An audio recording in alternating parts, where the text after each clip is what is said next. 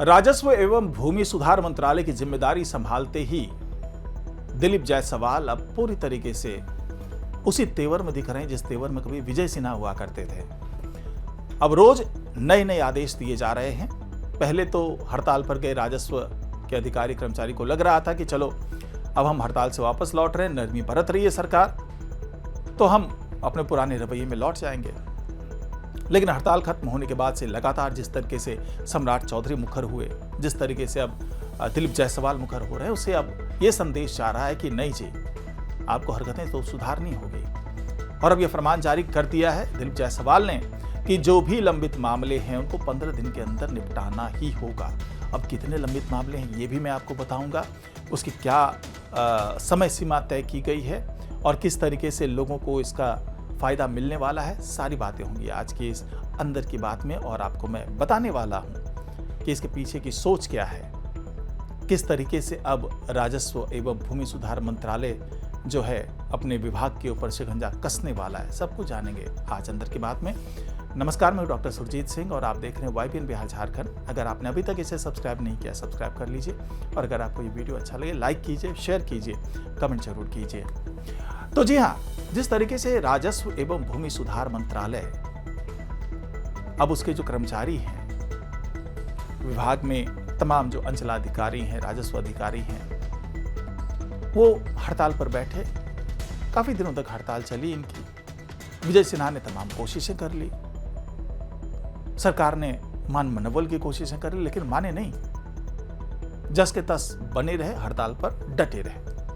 उसके बाद सम्राट चौधरी मुख्यमंत्री बनते हैं, नरम रवैया अख्तियार करते हैं, मान मनोबल होता है, प्रधान सचिव को बदल दिया जाता है, ट्रांसफर कर दिया जाता है, जय सिंह को भूमिका में ले आया जाता है।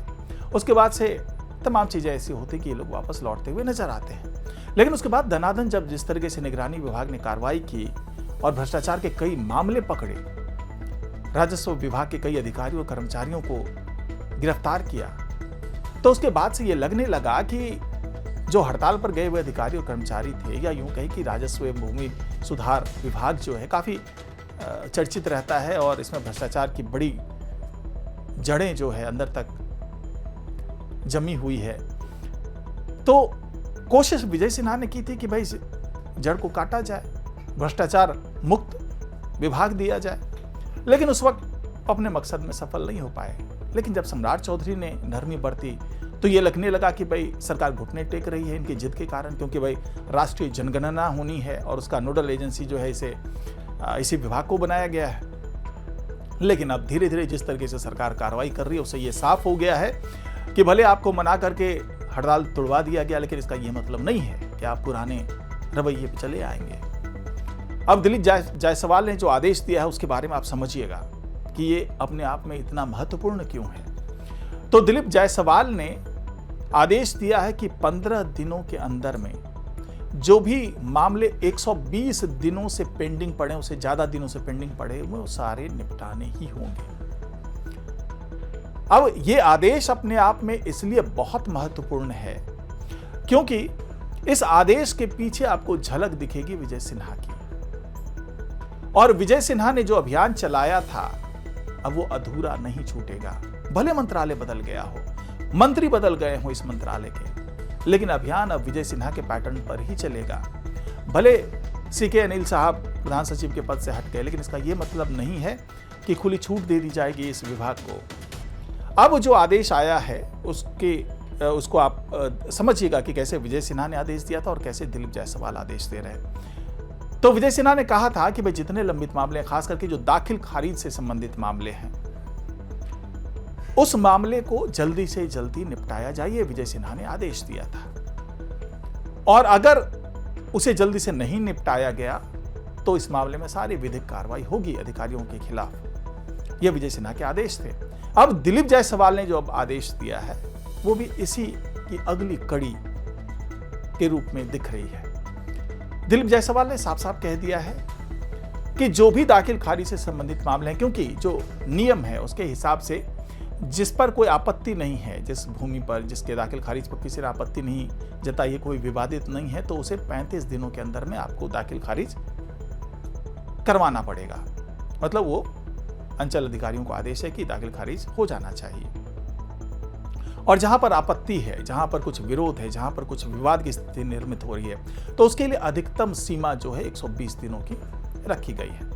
लेकिन फिलहाल जो अब आंकड़े बता रहे हैं, हड़ताल पर जाने के कारण कहें या फिर काम में शिथिलता के कारण कहें, कि अब ये आंकड़े जो हैं, जो कभी अक्टूबर 2024 का आंकड़ा अगर मैं बताऊं आपको, तो उस वक्त करीब 6 लाख मामले लंबित थे।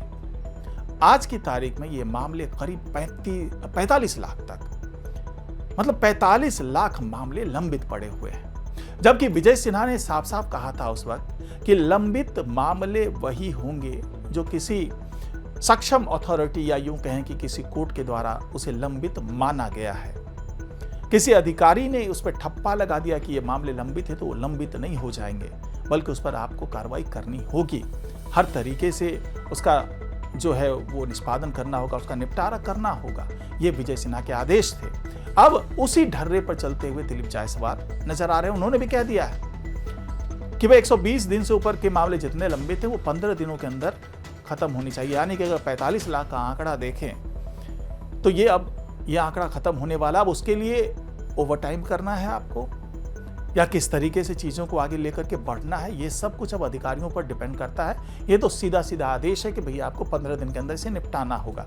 अब ये समझिए कि ये जो लंबा प्रकरण चलता वो चलता क्यों है। तो आमतौर पर यह देखा गया है कि जो तमाम अधिकारी हैं, जो कर्मचारी हैं, वो जानबूझ करके इस मामले को लटकाते हैं।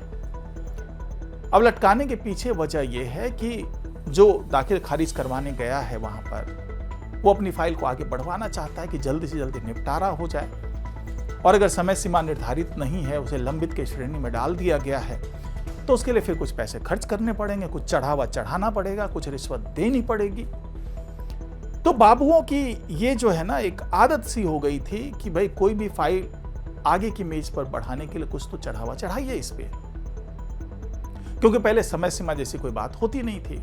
जब से समय सीमा लागू हो गई कि भाई इतने दिन के अंदर में आपको करना ही होगा, और जब से ये हो गया कि भाई जो लंबित मामले हैं वो अधिकारी तय नहीं करेंगे कि ये मामले लंबित हैं, बल्कि कोई सक्षम जो अथॉरिटी है या कोर्ट है वो तय करेगा, उसके बाद से लोगों में बेचैनी थी कि भैया जो कमाई का एक बड़ा स्रोत है वो विजय सिन्हा छीन रहे हैं। अब उसी तर्ज पे दिलीप जायसवाल ने भी कह दिया कि नहीं जी, आप अगर इन मामलों को लंबित रखते हैं तो आपके खिलाफ कार्रवाई होगी। और इससे संबंधित आदेश जारी कर दिए गए, तमाम कलेक्टर तक वो आदेश दे दिए गए हैं कि भाई आप अपने अंचलाधिकारियों को थोड़ा सतर्क कर लीजिए और उनसे ये सारे जो मामले हैं उनको ख़त्म करने के लिए कहिए। और बाकायदा हर कलेक्ट्रेट पर वो सूची पहुंच रही है जो 120 दिन से ज़्यादा समय हो चुका है और उसका निपटारा नहीं हुआ। तमाम सूची हर जिले में पहुंचा दी गई है। यानी कि अब अंचलाधिकारी ये नहीं तय करेंगे कि भाई कौन सा काम करना नहीं करना। अब कलेक्टर ऑफिस से जो है, कलेक्ट्रेट से आपके पास ये आदेश सीधे सीधे आ जाएगा कि भैया आपको ये मामले जो हैं ये लंबित हैं, 120 दिनों से ज़्यादा का समय हो चुका है और आपको 15 दिनों के अंदर में ये सारे मामले निपटा के देने ही होंगे। इसमें कहीं कोई रिश्वत की गुंजाइश बचेगी नहीं और लोगों को बार बार दौड़ के आना ना पड़े, बार बार ऑफिस के चक्कर ना काटने पड़े। तो ये आदेश अब जो जारी हुआ है उससे अब बड़ा परिवर्तन होने की राह दिख रही है। और जो सम्राट चौधरी ने कहा था कि भाई जीरो टॉलरेंस अगेंस्ट करप्शन होगा, अब उसी ढर्रे पर दिलीप जायसवाल भी चलते हुए नजर आ रहे हैं। और जो विजय सिन्हा ने अभियान चलाया था वो उसी रास्ते पर दिलीप जायसवाल भी बढ़ते हुए नजर आ रहे हैं। तो फिलहाल आज की रिपोर्ट में इतना ही। नमस्कार।